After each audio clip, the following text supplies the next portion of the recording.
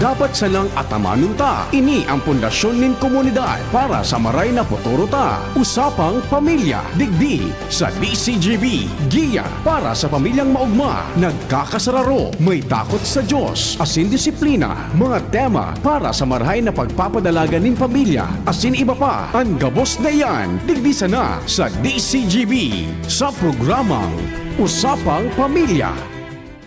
Ayan, good afternoon po, listeners of DCGB AM, as in listeners and viewers of DCGB News Online. Kamusta tabi ang sa tuyang hapon habang kita po nagpe-preparar kan papaabot pong bagyo.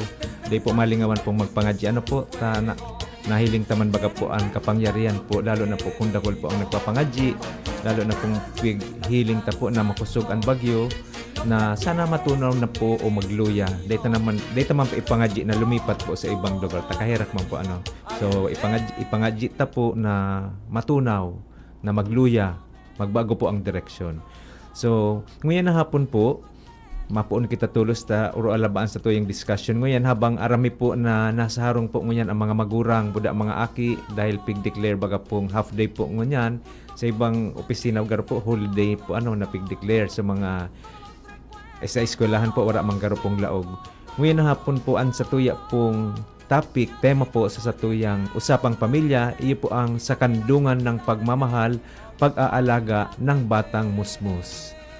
Ang mga aki baga po sa tuya pong pig ko konsiderar na God's gift, ano po, regalo sa tuya kan sa tuyang kagurangnan.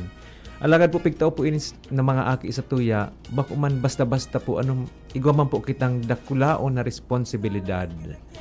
Kaya ngayon na hapon po, inimbitaran ta po ang sa Korea pong amiga man po, naging amiga ko po.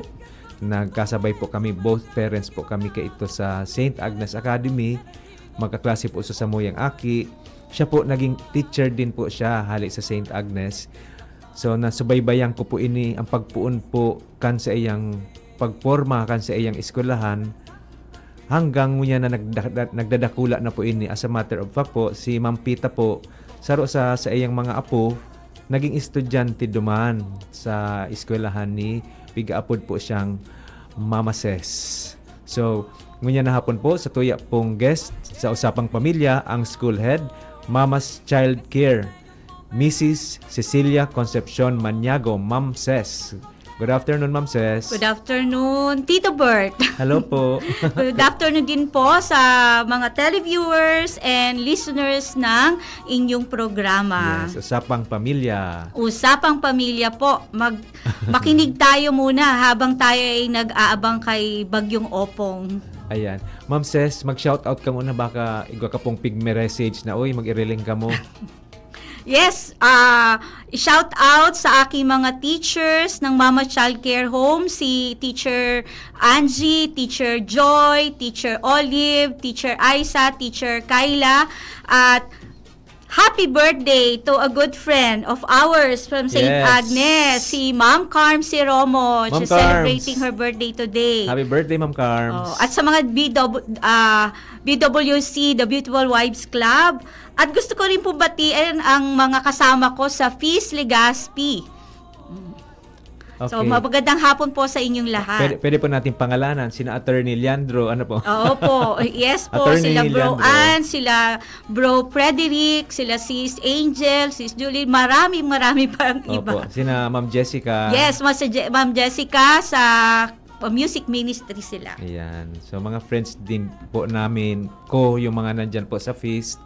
Ayan, kanina po may imbitasyon na ako galing kay Ma'am Ses. Kasi kulang pa daw. Kulang pa daw ng preacher. Ayan. So, Ma'am Ses, speaking of, ayan. So, naisipan mo po mag-put up nitong Mama's Child Care. So, sa pangalan pa lang po Mama's Child Care, ano po ang kaibahan kaini sa mga schools arukan po kang mga Divine Word o St. Agnes or UST? Actually, ang Mama's Child Care Home was taken from the word mama sa mother-in-law ko. So, anong kaibahan nito? Yung motherly care. Kasi dito, ang binibigay naming pag-aaruga, pagtuturo sa mga bata ay parang ina. Kasi naniniwala tayo, the first teacher of a child is the mother. Kaya Mama's Child Care Home, yung hindi na ibibigay ng magulang dahil hindi dahil ayaw nila, dahil sila ay busy sa pagtatrabaho, sa pagtataguyod ng pamilya, pwede nating ibigay yan sa mga batang dinadala sa atin. At motherly care, kasi ang mga teachers sa amin, ang tawag sa amin ay educator na caregiver pa ng mga bata. Wow. So how young po ang mga pigdadara pong mga aki po sa inyo po? As young as 1.5 years old, meron po kaming program for them. And 1.5 to 2.5, we have play learn. And then at 3 years old, may nursery na kami. Then 4 years old, we have preparatory and kindergarten sa 5 years old. So pwede po siya for the busy parents, pwede na po pala iwalat diyan, ano po? Oo, pwede pong iwalat sa amin ang mga aki. Minsan nga pag hindi nasusundo ng tamang oras, nandun lang ang mga bata, pinaglalaro namin sila, may tumitingin sa kanila. So talagang pong motherly care. Hindi kami yung transition from the house to the school dito maganda sa amin kasi hindi natin pinipilit na mag-adjust right away ang mga bata. It has to be step by step procedure yan sa mga bata. Hindi pwedeng sapilitan na ang bata ay, sige pumunta ka na dyan maiwan ka, hindi. It has to be a process of attachment na hindi mabibigla ang mga bata. And teachers are trained, ano po? Yes. Trained teachers Oo. po. Ano? Ang mga teachers namin, pag first year of teaching, kagagraduate pa lang, hindi ko yan pinagtuturo po. Unless the teacher who applied at tinanggap ay may experience na. Pero pag first year of teaching pa lang, hindi ko yan tuturo agad. Pinag-o-observe ko muna sila at sila ay mga assistant ng talagang mga teachers na. Shout out po kay Ma'am Weng Relayo, former teacher ng Mama's former Child Care. teacher ng Mama's Child Care Home. Hello, Sis Weng. Ma'am Ses, may tanong po si Ma'am Athena Balila Romero Bercasio. Hello ma'am, saan po ang The Feast Legazpi at anong oras po? The Feast Legazpi is sa Ayala Malls po sa Cinema 1, 6 to 7 p.m. Mass, anticipated Mass. Then after the Mass, followed by ating feast gathering or yung fellowship natin. Ayan. Ang feast po dito sa Legazpi ay medyo matagal na din po. Matagal na. Ano? Matagal na po. Ako nga actually bago lang din ako, but it's worth staying with them, and then maganda po talaga siya. Marami po kayong matututunan at marami maglalago ang inyong pananampalataya sa Diyos. Mas lalo po kayo magiging matatag na Katoliko. Parang may friend din po pala ako nag-attend dyan, si Miss Donna from Land Bank. Nag-attend din po siya. Hi, Miss Donna. Okay. Hello, Miss Donna. Ayan. Sana makita-kita. Oo nga. First, okay. So, going back po sa Mama's Child Care, nadangog ko po na this is the first to introduce play school in Albay. Ano po ang ibig sabihin kan play school, Ma'am Jess? Play school kasi hindi pa talaga siya yung academics ang tinuturo natin. So, binibigyan, kasi play, pag sinabing paglaro, doon natututo ang mga bata. So, hindi ito yung usual na dadalhin mo yung mga bata sa eskwelahan, ang kaharap upuan at saka table, may libro, may pisara, hindi siya ganon. So yung play school na yan, sa amin in our facility, nakagrupo ang mga bata according to their age. Yung kaibahan namin sa ibang play school. Kasi sa ibang play school, as mentioned to me by other parents, magkakahalong edad ng bata. In our case, kung 1.5 years old hanggang 2 years old yan, nakabukod sila sa 3 to 4 years old. So pag dinala sa amin first time in school, hindi ka kakaagad pupunta dun sa sa 4 years sa preparatory, hindi ka dun lalagay. Handa namin mo mga bata. Kaya meron kami tinatawag na beginner's class. So pag play school ka, nasa younger years yung mga bata, that's 1.5 to 2.5, bago pumasok ng 3 years old. Kasi itong play school na to, importante sa mga bata, itong klase na to, kasi ito yung time na tinuturuan natin yung mga bata na magkaroon ng kumpiyansa sa sarili nila, na yung kasi rapid ang growth and development ng bata on this stage. So dapat maibigay natin ng tama sa mga bata yung pangangailangan nila, yung attachment, secure attachment sa ating mga anak. Mm-mm. at sa mga batang dinadala sa atin. Yung magtitiwala sila sa mga taong nasa paligid nila.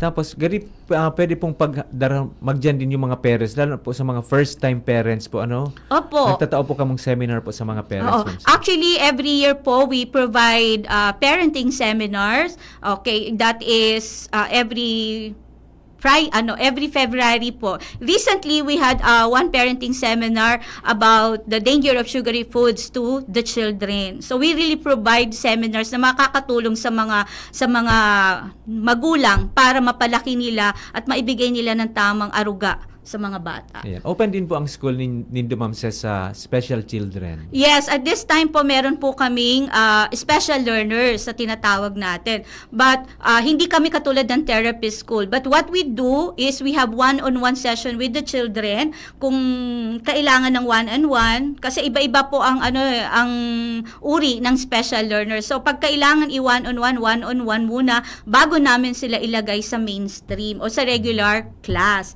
We have special learners na 2 years na sa amin or 3 years bago namin sila nadala or naihalo sa regular students or sa mainstream. Ayan. So, from the start po na nagpuon pa lang ang Mama's Childcare to listening to yung ngunyan, Ma'am Ces, very big school. Nagdadakula na. Nagdadakula kita. Hanggang anong grade na po kamo? Actually, wala kaming elementary. Oh. Meron lang kami hanggang kindergarten. Okay. We would like to concentrate on the preschool hanggang kindergarten lang po. Kasi pag masyado ng malaking eskwelahan, mas kailangan ng tutok yan. So we would like the corporators and us, gusto namin yung maibigay talaga namin yung quality care sa mga bata kasi pag lumalaki, lalaki ang responsibilidad mo at mas mahihirapan tayong mag-aruga ng mga bata. So, siguro ang nagdadagdag po sa mga enrollees po. Yes, nagdadagdag tayo ng mga enrollees yearly, but mayroon tayong mga limited lang talaga kami per class. The size of our class is only 10 students per class po yan. Tapos sa mga play learn po yan, mga 1 to 2 students lang per schedule or slot. So, talaga pong tutok ang mga bata. So, alam ng mga teachers kung anong kahinaan at yung strength and weakness ng bawat estudyante sa loob ng classroom kasi natututukan talaga nila. Okay. So, Ma'am Ces, ngayon baga, may nadadangog baga kita na ang mga aki ngunyan different from so ibang generation, so iba naman. Kumusta po ang mga aki ngunyan and how do you take care of them po? Alam mo, ibang-iba na talaga nung tayo lumalaki nun eh. Titig pa lang na magulang natin, takot na tayo. Ngayon, ang mga bata, as young as 3 years old, they already assert themselves. So, iba-iba ang parenting style ngayon kumpara nung ating henerasyon. Tayo nun, titigan pa lang tayo, sumigaw lang si nanay natin or si tatay ng isang beses. Alam na natin, sa tono pa lang ng boses nila, alam na natin kung kailang galit na galit at hindi galit. But this time, the young generation ngayon, ibang-iba na. So, the parenting style noon, iba na siya ngayon. Pero, may mga bagay na common na hindi pwedeng mawala sa pagpapalaki ng mga bata. Yun at yun pa rin ang kailangan. It's only perhaps the approach that the parents provide to their children.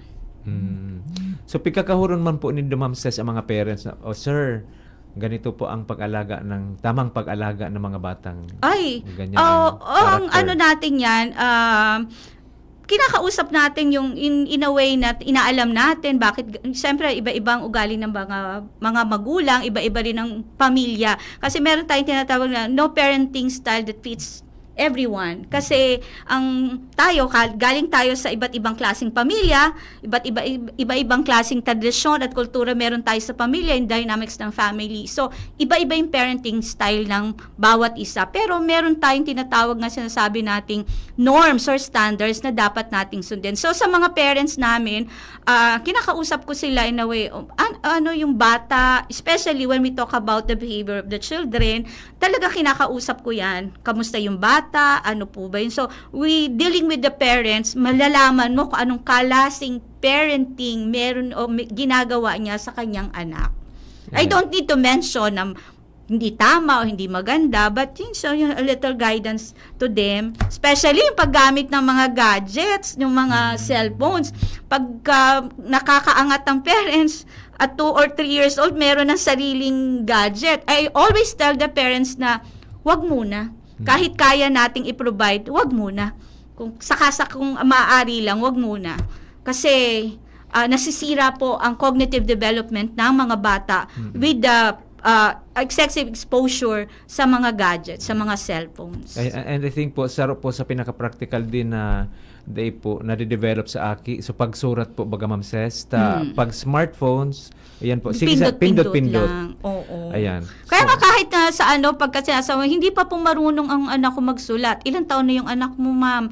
3 years old. Ay, talagang hindi pa talaga magsusulat ang 3 years old. Ngayon, tayo nun straight eh. Pag tinuruan ka ng nanay mo, pinahawak ka ng pencil ng nanay mo, di ba? Kailangan sumulat ka ng A, isulat mo yung pangalan mo. But this time, this generation, hindi na ganon. So, dumadaansan sila sa iba't ibang klaseng activities para ma-develop mabuti ang kanilang mga kamay. Kasi iba ang structure ng buto ng isang bata na 3 years old sa structure ng buto ng sa kamay sa bata na 5 years old. So, hindi mo pwedeng pilitin niya na magsulat ka. So, we provide them different activities to develop their hand grip. And siguro ang one of the ways na ma-develop yung hand grip, yung clay, ano po? Oo, yung Clay. paghawak ng clay, pag-pinch yung mga pang-ipit, at marami pang iba. You give them activities na gagamitin nila ang kanilang mga fingers other than pasusulatan. It takes time para matuto ang mga bata, but when the right time comes, dire-diretso yan. Matututo ang batang sumulat. Yun ang sinasabi ko, huwag yun yung pilitin na 3 years old, magsusulat yung bata. Time will come, magsusulat at magsusulat ang bata. Don't stress out yourself na magsulat agad yung bata. And even on reading, hindi mo sabi, hindi pa nagbabasa yung anak ko, yung anak ng kaibigan ko nagbabasa na. Hindi na rin talaga siya inaano na ang reading, at this time, magbabasa ang anak mo. Hindi mo pipilitan na ang 3 years old ay magbasa. Kasi time will come, magbabasa yan. At ngayon, may mga panibago ng strategies para matuto ang bata na magbasa ng maayos. Kasi dati tayo tinuturo sa atin A, B, C, D, E, F, G. That's letter name. Ngayon, hindi na ganyan ang pagturo ng alphabet. Yes po, tinuturo po ay letter sounds muna. Bago po ang alphabet or yung name, letter names na sinasabi. So, hindi na katulad nung dati natin na yung A, B, C, D, E, F, G. Hindi na po ganun ngayon. Dapat matutunan ng bata ang letter sounds muna bago para makabasa siya ng mahusay. Halimbawa po, A. Paano po ang pag... May so. Para sa letter A, it's A. B, it's B. C, K. D, D. Ganyan ang ngayon. Para pag nakita nila yung mga letters na yon, isa-sound na lang na bata, ng mga bata, it will be easier for them to blend sounds at makabasa sila. Magayon po. Ano po ang priority ninyo, Ma'am Ces, dyan sa Mama's Child Care? So, communication na, reading? Wag hindi ko sinasabing priority natin ng reading, the holistic development of the child, yun ang data natin tututukan. So ang pagbabasa, it's part of the development of the child. Hindi tayo makikilala dahil, di ba may mga school science oriented, sa English tayo, hindi tayo ganon. So ang tinututukan natin to yung holistic development ng mga bata. Okay. So, sabi mo nga po kasi bago Ma'am Ces na wag pilitin yung bata na magsulat kasi darating na ang time na makakasulat talaga yan. Makakasulat yan. May stages po ba talaga yung mga pagdakula ka mga aki? Opo, may stages talaga yan. Yung sinasabi nating yung first 1,000 days ng mga bata, this is very crucial. Ano yung first 1,000 days ng mga bata? That's from the conception until the child reach 2 years old. So, yan yung first 1,000 days ng mga bata na very crucial sa development ng mga bata. Tapos meron tayong tinatawag na stages of development ng mga bata. So, magsisimula yan tayo sa infancy from 0 to 2 years old. Tapos meron tayong tinatawag na early childhood, that is 3 years old to 6 years old. At meron pa tayong tinatawag na middle childhood, which is 6 years old to 12 years old. And then yung adolescence, it's from 12 years old, 13 years old, 12 years old rather, to 18 years old. So, yung stages na yan, very crucial yan. At ang pinaka-importante dyan sa stages ng mga bata yan, ay yung infancy. Itong childhood stage na to, infancy hanggang sa early childhood ng mga bata, kasi yaan yung formative years ng mga bata. That's why ako natutuwa ako, kasi there are parents na they leave their children, they leave their career para matutukan nila yung mga anak nila. Kasi nga formative years ang infancy, middle, early, middle, and then adolescence. Nandoon ka bringing or providing secure attachment sa ating mga anak, sa kanilang mga anak. Kasi nga, importante yun. Hindi yun po pwedeng lagpasan, no? So, sa etong stage na to, Kuya Bert, Tito Bert rather, so yung infancy, kailangan yan, that is 0 to 2, yung secure attachment sa mga bata, kailangan maibigay natin sa kanila yung tinatawag nating oras, at dapat consistent. Diba, pag umiyak ang baby, mamaya ka na lang, di naman po pwede yun, di ba? Kaya kailangan mag-respond ka right away. Ba't umiiyak yung anak ko? So, dyan yung stage na dapat consistent and prompt ang ating binibigay na attention sa mga bata. So, importante siya. Tapos, after nun, dyan na yung papasok dito na yung ating tinatawag na parenting style. So, habang lumalaki yung bata, ano bang parenting style ang ibibigay natin sa mga bata? So, I will mention this parenting style. I got this from Bro Ans Acuña, isa sa mga preacher. Kasi itong month na to, it's about family ang aming pinag-uusapan sa feast. So, to mention, hello Bro Ans Acuña. So, nagpaalam ako sa'yo. So, yung parenting style ng stage na mga bata, dapat tayo ay controller parent. Bakit controller? Ano ba yung controller? From the word controller, ikaw yung nagga-guide, di ba? Ikaw yung nagsasabi sa bata ano ang tama at mali. Ano yung dapat at hindi. So, consistency is important on this state. Kokontrolin mo yung pwede nating ibigay sa mga bata. Kasi, we shape our children in this stage. Diba meron nga tayong kasabihan na teach or train the child the way he should go, so when he is old, he will not depart from it. So routines, discipline, family traditions are important and relevant to the success of a child in the future. So kung ano yung binigay natin sa mga bata sa ating pamilya, eto na magiging susundan niya habang siya ay lumalaki. Naniniwala ka ba doon, Tito Bert? Opo. Yes, Ma'am Ses. Okay, how old po yung anong edad po ng bata best to teach yung mga values? Actually, at as early as 1 year old, ang mga bata, they catch values. Hindi mo siya pwedeng ituro ng lang. Kung anong nakikita ng mga bata sa matatanda, yun ang ginagawa na. So, values are caught, or they are not taught. So, kung gusto mo maging magalang ang bata, sa bahay pa lang dapat nakikita ng mga bata. So, ito yung sinasabi nating family traditions. Pag-bless, pag-say ng opo, excuse me, and thank you. So hanggang 6 years old yung mga bata, nalalaman na nila yung mga, di ba meron nga tayong kasabi na the lessons in life, I learned that in kindergarten, di ba? So ito yung mga simple things na natututunan ng mga bata sa pamamagitan ng pagbibigay ng tamang ehemplo sa kanila. Say yes, opo, O, pag nagkikipag-usap kay nanay, anong sagot?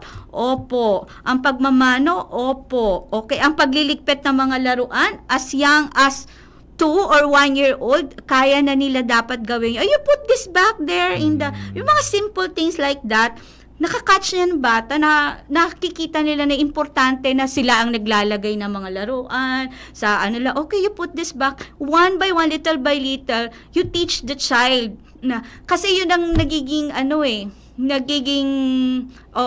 nagiging problema na akala natin walang alam ang bata. Kasi nga, syempre, bata. Pero, yan po yung stage na talagang kung anong nakikita ng bata, ginagaya nila. At yun din, ang nakikita, akala nila tama. Okay? So, importante po yun. So, that is, yung pagtuturo ng values, magmula bata pa lang siya, hanggang siya ay maging grade 6 or 12 years old, dapat consistent ang parents. So yun yung yung importante na yung values, 'di ba sabi nga nila, ang first na eskwelahan ng bata ay ang bahay, ang pamilya. So dapat ang values, yung practices, yung ating mga traditions, tama kasi kung anong natututunan nila, dadali nila yan hanggang silang pagtanda. Paano, Ma'am Sis, nakaka-apekto itong nahihiling nindang nag-iiwal ang parents? Lalo na pag nagtataas na bakakiboses? Ay, nakakatuwa yan. Alam mo, sa amin sa eskwelahan, we had several experiences with the kids na papasok siya. O, ba't ka nagdadabog? Sabi, nag-away si mami tsaka si daddy. O, diba? Oo, sabi ko, Tapos, binato ni mami ba o ni daddy yung cellphone? May mga ganong instances na akala ninyo hindi kayo nakikita ng mga bata, pero nakikita kayo. And dahil kampante ang mga bata sa mga guro sa amin, kinukwento nila yan. Pagka talagang ba't ka umiiyak? Pasok siya dun sa classroom, dun sa learning area. Tapos, nagdadabog siya. Bakit ka nagdadabog? Anong problema mo? Sabi mo, something wrong? Yun nga. Talaga nakaka-apekto. Kahit hindi sabihin ng bata, alam ng bata pagka nag-aaway ang magulang. Minsan nga, syempre, yung sinasabi ko kanina na iba-iba tayo ng dynamics sa family. So, naaapektuhan po talaga ang mga bata. Akala lang natin hindi, pero naaapektuhan po talaga sila. So, kung mag-aaway, wag nyo lang munang ipakita. At kung halimbawa, nakita kayo, you can explain to the child.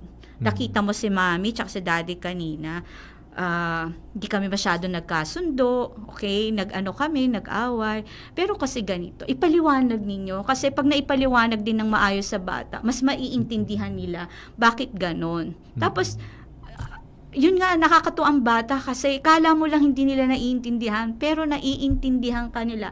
You know, Tibert, I'm not an elementary teacher. Remember, alam mo yan, kasi sa high school tayo magkasama, teacher ako sa St. Agnes High School.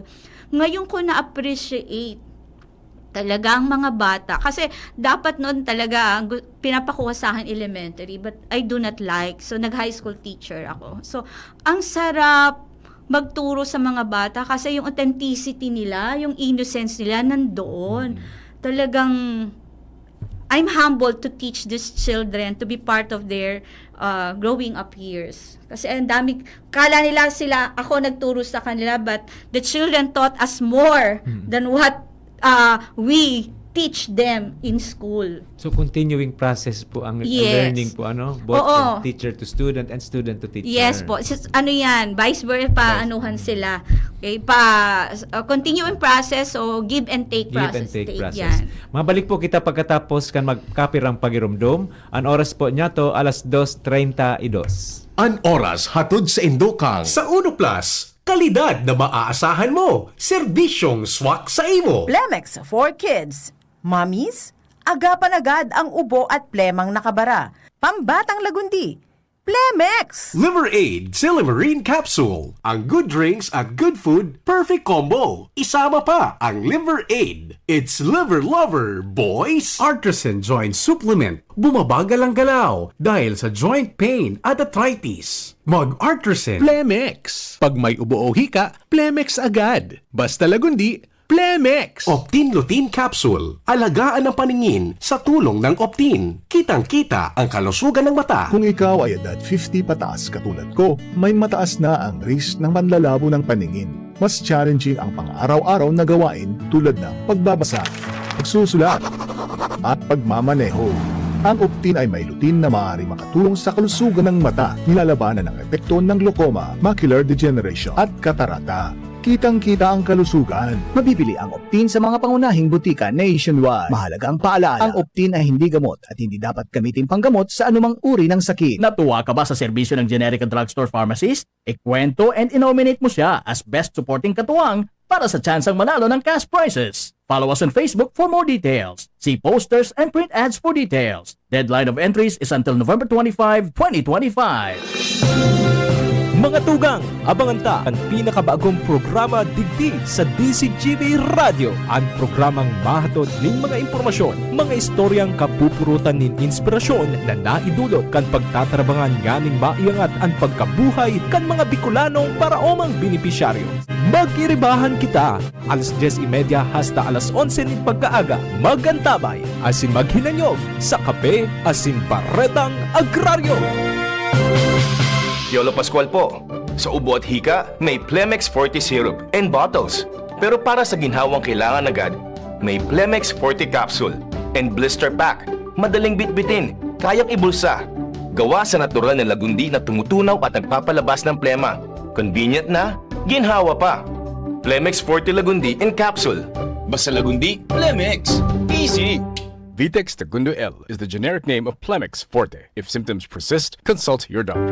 The Diocese of Legazpi brings you One Voice Part 2.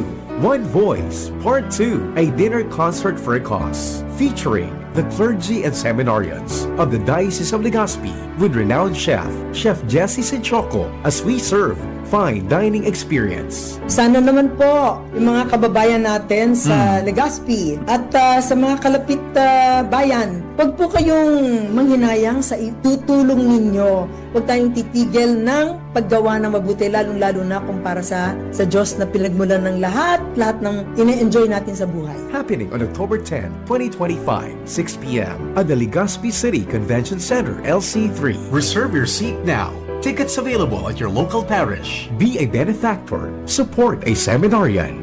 Lugod mapangyari asin maging mabunga, huli kan sa inong suporta, asin tabang kan sa tong mahal na Diyos. Salamat po!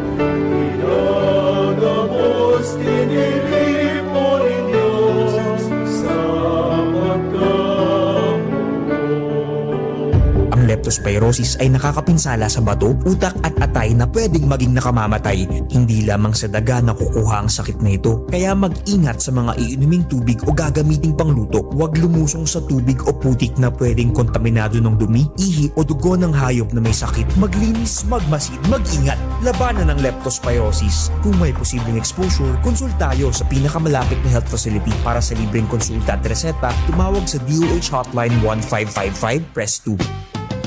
Nagdadangog kamo sa programang Usapang Pamilya, digdi sa DZGB. We're back sa Usapang Pamilya po. Magayon na po ang discussion ni Ma'am Sets, maski off the air po. So nagbabalik po ang Usapang Pamilya. Ang satuya pong topic ko niya na pagpapadakula po kang mga aki o sa kandungan ng pagmamahal, pag-aalaga sa batang musmus. May magkapira po kita digding kahaputan, Ma'am Ses, hali po sa satuyang mga listeners. Hali po kay Ma'am Lisa, paano po namin may papakita ang pagmamahal kung parehong busy sa trabaho ang mag-asawa? Ang pagmamahal kasi sa akin, disclaimer po hindi po ako talagang expert, but what I'm telling you here, I'm sharing with you are based from my experience as a teacher and sa mother and now as a school head of Mama Child Care Home. So, paano ipapakita ng magulang kung pareho silang busy? It's quality time. Hindi kailangan na buong linggo magkasama tayo. No? Quality time, you'll make your child feel that he or she is important. Kasi ako nung bata ako, I remember, every Sunday, we go to Mass. Tapos, after the Mass, kami ng aking magulang at mga kapatid ko, we go to the grocery. Yun ang bonding time namin. So, maipapakita mo ang pagmamahal mo sa anak mo no matter how short the time is given to you dahil busy ka. Pagdating mo sa bahay, baka pagdating kasi sa bahay, ang sagot mo, ang kalat ng bahay. Ano ba kayo? Hindi kayo nagliligpit. So lumalayo na yung yung damdamin ng anak dun sa magulang kasi minsan ang nakikita lang din. Ako din ganun din ako when I was when my children were growing up. But ngayon dahil naobserbahan ko at gusto kong i-share sa inyo na may mga approaches tayo bilang magulang na minsan kailangan talaga magpasensya. So, pwedeng ipakita mo ang pagmamahal mo sa pakikitungo mo o pakikipag-uli, effective communication with your children. Hindi lagi nakasigaw. Oo, dapat, hindi naman laging parang yung ikaw ang magbibigay. Hindi. Sometimes it's in the tone of your voice. So, akala ng mga anak, si mami parang parang laging galit. Okay? So, pwede mo pa rin siyang ipakita ang pagmamahal mo no matter how busy you are. Spend quality time with your children. Magkaroon kayo ng, Sunday, magsimba. No, hindi naman kailangan pag Sunday magsisimba tapos kakain sa labas. Yun ang sinasabi ko, wag nating sanay mga bata na kain tayo ng kain sa labas kasi yun ang nakikita sa iba. Pwede naman tayong mag-spend ng time after simbahan sa bahay tayo, gather together, magluluto si mami, tinutulungan ni daddy, and then sa pagkainan, you pray together. Ako kaya remember sa Kimantong kasi, ang tagal namin sa table, nagkuwentuhan kami sa umaga, yun yung parang bonding namin o nag-share na. So, yan yung quality time, hindi kailangang expensive. You spend talking with your children no matter how busy you are. Pag umaga, 'di ba, medyo matagal-tagal ang oras dahil walang trabaho. Pag umaga, nag-aalmusal, magkwentuhan kayo.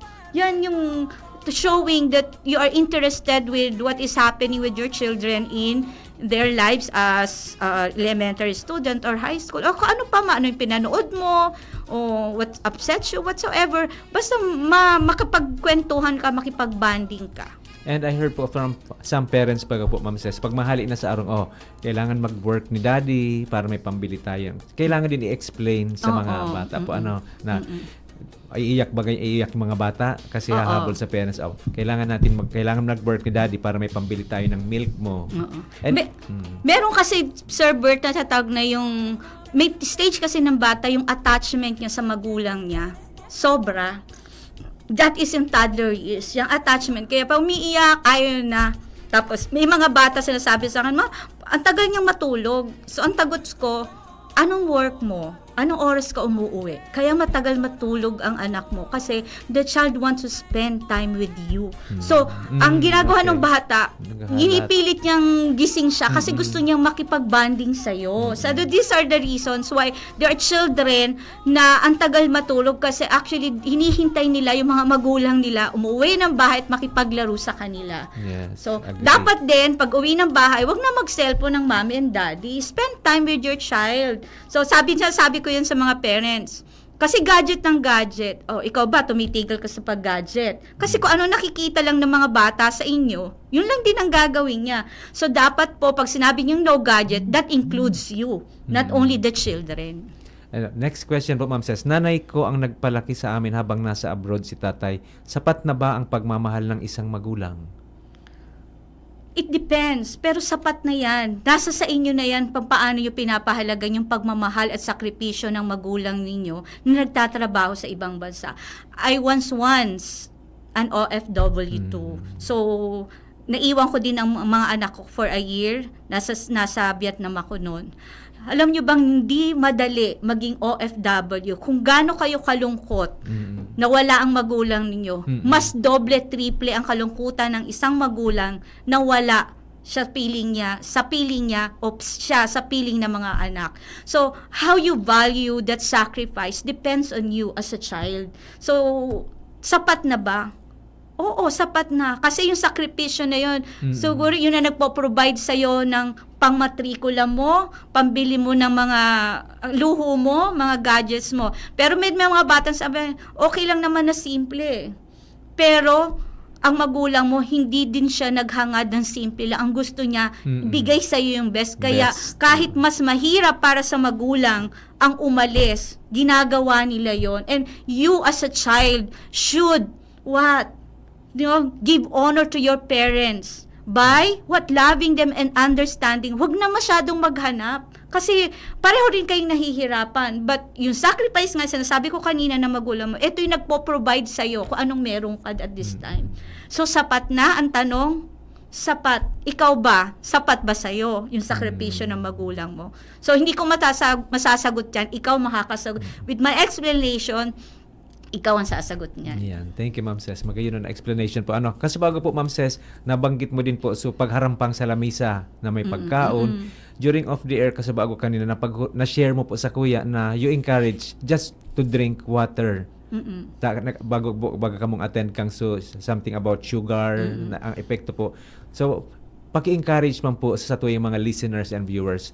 Nata po, tubig na lang ang piga-prefer mo pong ipabalon sa mga aki sa school po. Oo. Recently, in our Nutrition Month, we invited someone to talk with the parents about the danger of sugary foods. Kasi anything na may kulay, may tamis at pinrasa siya, it's really dangerous to the children. So bakit tubig lang ay sapat na?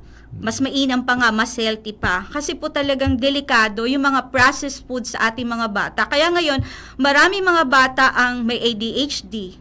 Kahit wala misang ADHD, ang likot-likot, very hyper. Kasi sa klase ng food na kinakain nila, it's laden filled with sugary ingredients or substances. Hindi lang talaga basta asukal. Yung iba nga mga artificial sweeteners ba, which is really dangerous for the child's health.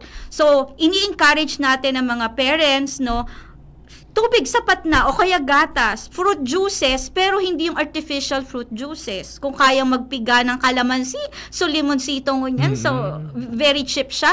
Lemon na may tubig. Mas importante siya kasi ang mga bata, ang mga sakit ngayon dahil sa mga pagkaing binibigay natin sa ating mga anak. Tayo tuwan-tuwa pag nadala natin sa isang fast food chain. I cannot mention the name, no? Baka tayo maano. So, tuwan-tuwa tayo pag naibibigay natin yan sa mga bata. Na-introduce natin sila sa french fries, sa mga burgers. They are not really healthy for the children. So, mas maganda whole food, hindi processed food. Pag sinabing whole food, yung natural po siya, yung niluto sa bahay, tapos ininit mo siya at madali siyang masira. Ganun ang mga whole food. Kasi pag processed food po, may mga preservatives. It takes time for them na bagong masira. Pagka ganyan po, talagang processed food po siya and it's not healthy for the children, lalo po sa mga bata. So, I encourage you to give natural food to your children while they are growing. Huwag niyo muna sila sigurong i-introduce. Nakakatuwang kaya nating mag-provide. Pero sa mas possible, go back to the basic. Give them natural food. Sinapna na batag. Yeah, Pwede po. sinapna batag. Kamote. Ano Yan. pa, Ma'am Ces? Ano ba, mga kakanin or ano, yung hindi nga alam ng mga bata minsan ng puto. O ang alam lang nila sa manok, yung yung letter J nating di ba? Jollibee. Ang alam ko nakita, that's Jollibee. No, that's not Jollibee, that's chicken. Yun ang alam ng mga bata. May naaraman po ako, Ma'am Ces, na as early as parang elementary, nagda-dialysis. Kaya nga, because of the food that we give. Tayo mga parents, eto yung controller parenting style na tayo ang magpo-provide, tayo ang magsasabi, tayo ang magbibigay kung ano yung dapat nilang kainin. You don't let your children choose. Kasi what you provide them, yun eh. Huwag nyo silang, kasi pag in-introduce nyo sila sa mga ganitong klaseng pagkain, di uubra pala, hahanapin. Kasi anything that is sweet, talagang addictive siya. So, hahanap-hanapin ng mga bata. So, as much as possible, wag niyo pong bigyan ng anything sweet or anything na talagang processed po. sa mga kinakain. Prepare fruits, sandwiches, magluto sa bahay. Mahirap, sabi ko nga sa mga parents, it's really convenient to go to the grocery, buy packed foods, because it's convenient, it's easy, especially now that parents are busy. Pero kung tignan nyo naman ang health ng mga bata ngayon, pabata ng pabata ang may high blood, ang may diabetes. Nagiging obese, yes, may kulang na po obese. activities. Ano po, Ma'am Yes Ces? po. Kasi nakaupo na lang. So, wala na silang physical activities. Tayo noon, di ba? Sa kalsada tayo tumatakbo, naglalaro tayo. Ngayon, because of dangers outside and because of the may gadgets na nakaupo na lang. So, tayo din, magbigay din tayo ng sapat na time para mag-engage yung mga bata sa physical activities. Kung sa bahay lang din naman, pwedeng magturo ng tatay ng basketball. Maraming pwedeng gawin. But sometimes, we parents choose some things that are convenient for us. Yes. So, kasi nailing ko nga ni po, Ma'am Ces, itong pagpagamit po kay gadget. Kung minsan tita o kang parent mismo ang gadget, tanganing makabuelo sindakan Sa sa indang... pagtatrabaho. Opo. Totoo yan. Nagiging nani ang mga gadgets. Kasi easier. Pagbigyan, ano ba gusto niyan? I remember may tatay, may daddy dun sa isa kong pamangkin. Pag umiyak, ano ang gusto, ibibigay lahat. Yung pag-iyak ng bata ay healthy po sa bata. Hindi ibig sabihin umiyak yung bata ay ibigay ang gusto. No. Pag hindi umiyak ang bata, mas may problema tayo doon. So, it's okay that the children cry. That's part of their growing. That's part of regulating their emotions. So, kailangan po yan. Speaking of being a controller parent, Ma'am Ces, ano ba, dapat ba parehong controller ang mama, papa, or saro lang? Yan yung sinasabi nating depende sa inyong mag-asawa. Kasi pag sinabi nating controlling parenting style at this stage na nasa childhood ang mga bata, ikaw kasi nagpo-provide, kayong nagpo-provide. So, sino ba sa inyo ang dapat na disciplinarian? Is it the father or is it the mother? Who sets the tone in the house? Is it the mother? Is it the father? So, nasa sa inyong mag-asawa yan. Pero, ang ibig sabihin natin ng controller, parent, is ikaw yung nagdedirect sa anak mo nung anong tama at mali, ano yung dapat niyang sundin or hindi. In a way na makakatulong sa kanya, sa kanyang paglaki, na magiging value-laden, maka-Diyos, makatao, at makabansa ang ating mga anak. Yeah. Thank you, Ma'am Ces. Yan yung controller parenting style from 0 to 18 years old. Kasi ang pag dumating na ng 12 to 18 years old, medyo nagbabago na yung parenting style. It should be coaching style na. Susunod yun. Bakit coaching? Kasi kino-coach mo lang yung mga bata muna, 'di ba? Syempre may teenager na yan eh. Meron na silang alam sa tama at hindi. Meron na silang they insist what they want. So ikaw as a parent dapat nagta-transition ka from controlling to coaching parent ka. So pag sinabing coach, you tell your child, pag ginawa mo to, ganito magiging ano niyan. Hindi lang yung, wag mong gawin yan. But you have to explain why you don't have to do it. Why you don't like to do it. Bakit ayaw mong gawin ng anak mo yan? Ipaliwanag mo. Wag tayo mag-stop dun sa, hindi po pwedeng mag-sleep over. Akala lang ng mga anak natin, ayaw niya, ayaw mo as parent. Pero ano yung mga tendencies, bakit hindi pwedeng mag-sleep over ikaw sa bahay ng iyong kaibigan? Bakit hindi ka pwedeng sumama sa mga ganyan? So yung coaching is, you let your child know the consequences of such decision or such practice. Okay. So, kasi bago, Ma'am Ces, napuunan mo na baga sa discussion about the stages of development kan sarong aki to adolescence po. Sige po, please continue. So yung infancy kanina 0 to 2 years old, and then yung early childhood is 3 to 6 years old. Ito na yung toddler years hanggang 6 years old. Sa atin dito ang 6 years old is grade 1. So, pag preschool ka, 4-5 years old, kindergarten. So, ito yung early childhood na importanteng makita ng mga bata ang tama sa mali. Ito na yung dapat pinapakita natin sa mga bata na rin yung consequences. O sige, hayaan kitang mag-ano dyan. O nadapa ka.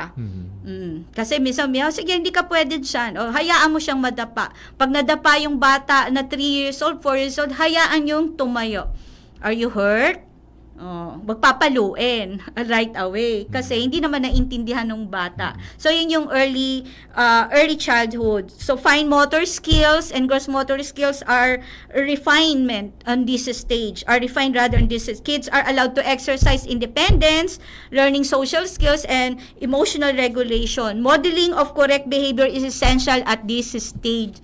So meron akong mga parents na, hayaan nyo lang pong madapa yung bata paglaro. Huwag nyo masyadong alalayan, sinasabi ko sa kanila. Kasi hindi magiging matatag ang mga buto ng bata pag lagi tayong nakaalalay. So, yan yung early childhood. And then next to that is the middle childhood. Pag middle childhood,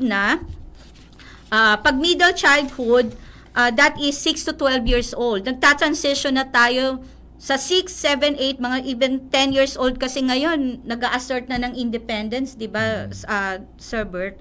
So, parenting style here in the middle child is shifting gradually from controller to coaching style. Why? Kasi nga, nagkakaroon na rin ng sariling identity yung bata. So, peer relationship is starting to build up. Mas importante na ngayon yung kaibigan kesa ikaw as nanay or tatay. Nung bata sila, ikaw ang mundo nila. Pero pagka nag-elementary na sila, nag-start na ng 10 years old, up na yan, may kaibigan na yan. Lalo na ngayon, di ba? Masyadong maagang nagbibinatat talaga ang mga bata. So, they choose their own friends. We cannot dictate who will be their friends in school. Sila na mismo ang pipili. So, sa damit na gusto nila, ayaw niya na yung mga dating damit na binibili mo. Sila na ang mapipili. Pupunta kayo sa mall. Ano ba yung gusto mo? Tapos, may mga idols na rin din sila. And they develop self-esteem, understand social norms. And ikaw as magulang dapat ini-involve mo na rin ang iyong mga anak sa mga decision making. So ano yung mga maliliit na decision making sa bahay, kasama na sila. Halimbawa, o lilipat tayo ng bahay. Malalaman lang ng mga anak, ba't tayo lilipat ng bahay? Na-consult ba sila? O kaya magta-transfer ng school yung mga bata. Mabibigla ang mga bata na magta-transfer pala ako ng school, hindi ko alam, ngayon ko lang nalaman. It's quite difficult for a child na ang age niya is 12 or 10 years old na mag-transfer siya sa ibang eskwelahan. You have to explain. Kung wala talagang choice, you have to explain this kind of decisions. Kasi major siya eh. May iwanan niya yung mga friends niya. So, yun yung kailangan i-involve natin ang ating mga anak. Tapos, you give your children responsibility at home, doing household chores. Kahit may katulong, matutong magligpit ng kanilang hinigaan. Matutong ng mga damit na hinubad. Hindi yung pagdating kung saan tinatapon. It starts from their early childhood na, okay, lagay ito dito. Kung may kanya-kanyang kwarto, dito ilalagay. So, yung mga ganong bagay, importante yan. Coaching, from controlling to coaching, parent na tayo. Okay. So, susunod noon is adolescence. Ito na yung teenagers na talaga, high school na, talagang may mga struggles na ang mga bata minsan sa mga gusto ng magulang at sa gusto nila. So, ito yung adolescent stage, which is puberty stage, starts from 12 years old up. Kasi pagdating na 19, ngayon, ang 18 years old is nasa senior high school.